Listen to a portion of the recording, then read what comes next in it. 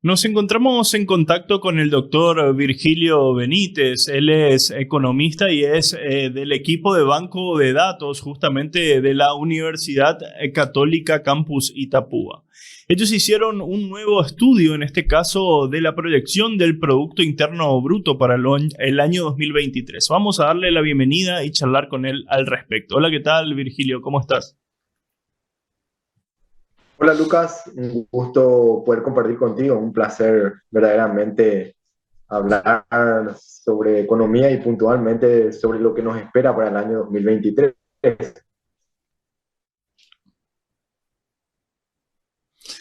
Gracias Virgilio, primeramente por atendernos y bueno, preguntarte y consultarte qué es el Producto Interno Bruto, el Producto Bruto Interno y de qué sirven estos datos y estos análisis que se están realizando justamente.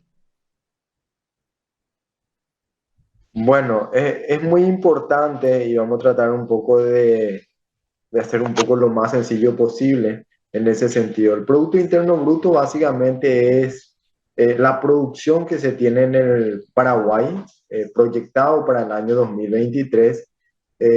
Esa producción básicamente puede tener crecimientos o a veces crecimientos negativos o nulos, como tuvimos, por ejemplo, en este año 2022.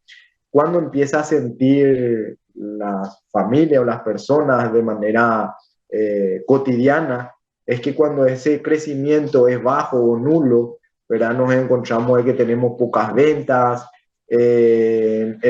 nuestro negocio no prospera o no crece de la manera que uno espera. Siempre, ¿verdad? Digamos de manera generalizada, habrá negocios o independientes que sí lo hagan, ¿verdad? Pero la mayoría o el general se ve contraído cuando se tiene, ¿verdad?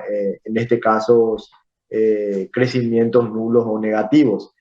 En este caso puntual para el Paraguay, para el año 2023, teniendo un escenario, digamos, moderado, un escenario medio, no un escenario muy optimista también, hemos proyectado en base a modelos matemáticos y nos permite señalar de que la proyección es aproximadamente de 2,8% de crecimiento del Paraguay.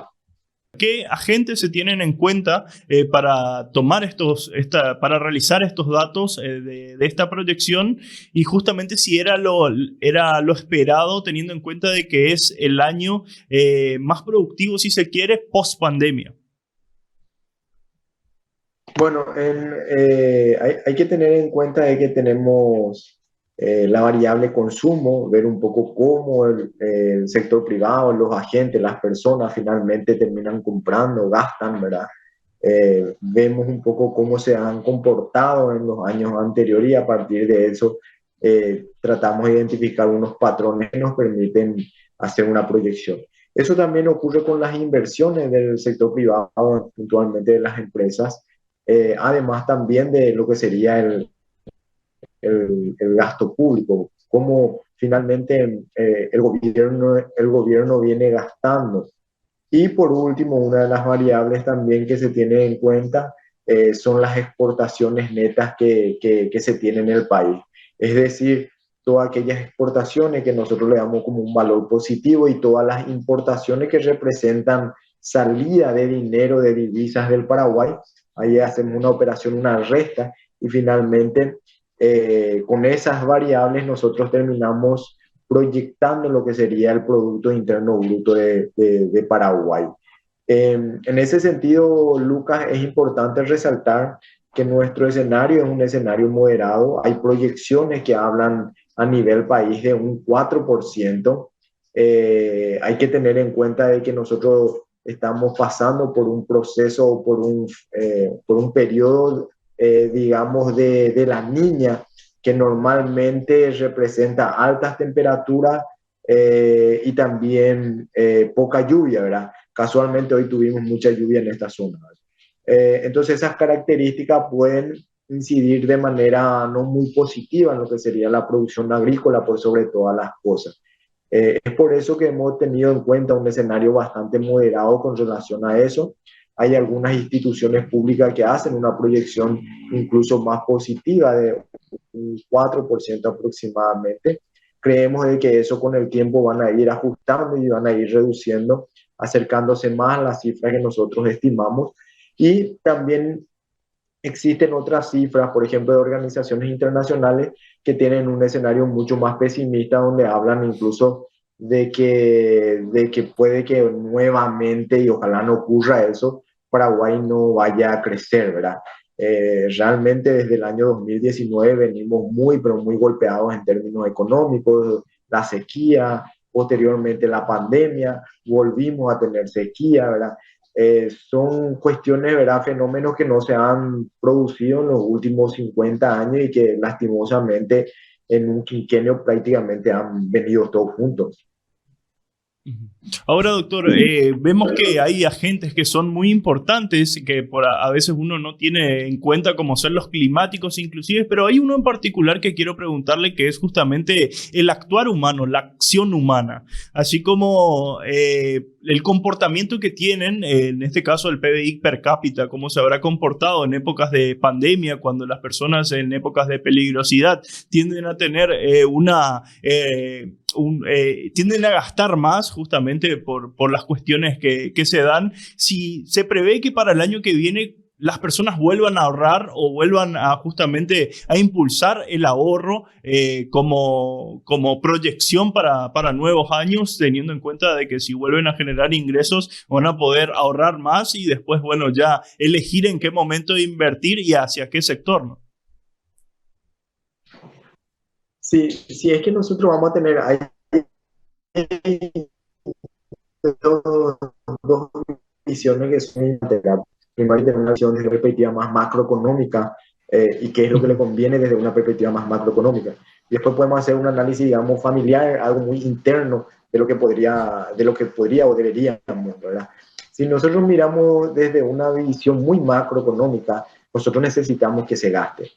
A través de que las familias puedan gastar, que las familias puedan comprar, que las familias puedan consumir, que las empresas privadas puedan gastar, que las empresas privadas puedan, digamos, invertir, y en ese sentido también que el gobierno pueda realizar gastos, ¿verdad? Sobre todo todo aquello que genere empleo, y a través de esos gastos que generan empleo, nuevamente esas personas seguir gastando de manera a tener un mayor crecimiento, de manera que, como comúnmente, sobre todo acá en esta zona, en esta región de Encarnación y Itapúa lo dicen, podamos tener una mayor circulación de dinero.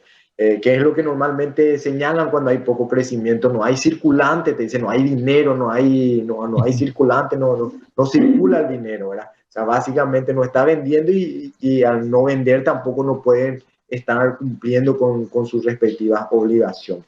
Entonces, desde una visión macro, lo ideal sería de que este año 2023, y bueno, y atendiendo también esa proyección un poco moderada del sector agrícola, se pueda dinamizar, se pueda mover y se pueda sentir menos el impacto con relación a este año 2022, que realmente fue un año horrible en materia económica.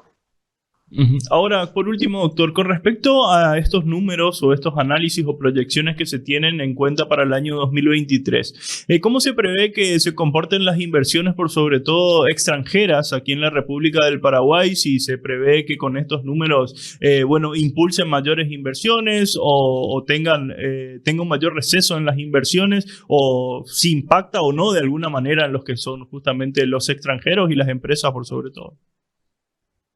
Bueno, nosotros no existen grandes fluctuaciones con relación a las inversiones extranjeras en Paraguay. Y eso se debe en gran medida a que todavía tenemos algunas variables que son bastante endebles, ¿verdad? Uno de ellos tiene que ver con la cuestión de seguridad jurídica. Entonces, mientras no se vaya a solucionar ese tipo de cuestiones, ¿verdad? Lastimosamente no vamos a tener como picos muy altos o grandes crecimientos en términos de inversiones extranjeras directas.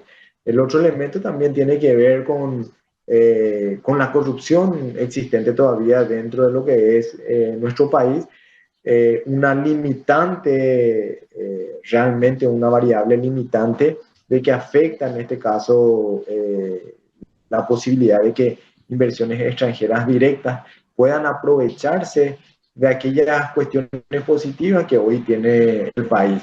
Y dentro de esas cuestiones positivas me refiero a niveles impositivos que son bastante bajos.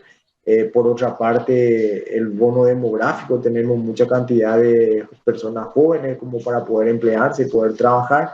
Sin embargo, ahí entramos también en otro factor que suele ser un factor bastante endeble, hablando de que nuestro capital humano es muy competitivo,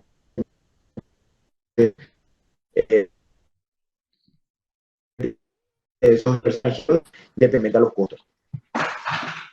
Bueno, doctor, te agradecemos muchísimo este contacto. Estaremos seguramente analizando en mayor medida, bueno, varias cuestiones que hay para hablar, pero espectacular el estudio que realizaron y, bueno, números importantes a tener en cuenta, por sobre todo, analizarlos minuciosamente y, bueno, ver cuáles son las proyecciones para el año 2023. Así que te mando un abrazo grande y muchísimas gracias por este contacto. Muchísimas gracias, Lucas. La verdad que podemos volver a hacer, ¿verdad? Podemos a desglosar mucho más, hablar un poco de esa gran recesión a nivel mundial que se está esperando para el año 2023 también y cómo podría impactar el tema inflacionario, la presión del tema del dólar finalmente, cómo puede estar afectando a nuestro país para este año 2023. Bueno, en este 2022 también ya atendiendo de estar rozando los 7.200. Y bueno, hay distintos factores, ¿verdad?, que finalmente terminan siendo una amenaza para nuestra economía. Agradecerte, Lucas, y bueno, por poder compartir contigo y hacerle un poco saber a todos los ciudadanos encarnacionales y itapuenses un poco el escenario que nos espera para el año 2023. Gracias, doctor. Bueno, las palabras del doctor Virgilio Benítez comentándonos justamente sobre este importante análisis que hicieron desde el Banco de Datos de la Universidad Católica Campus Itapúa y, bueno, qué se puede tomar de eso con proyecciones al año 2023. Conexión Radio.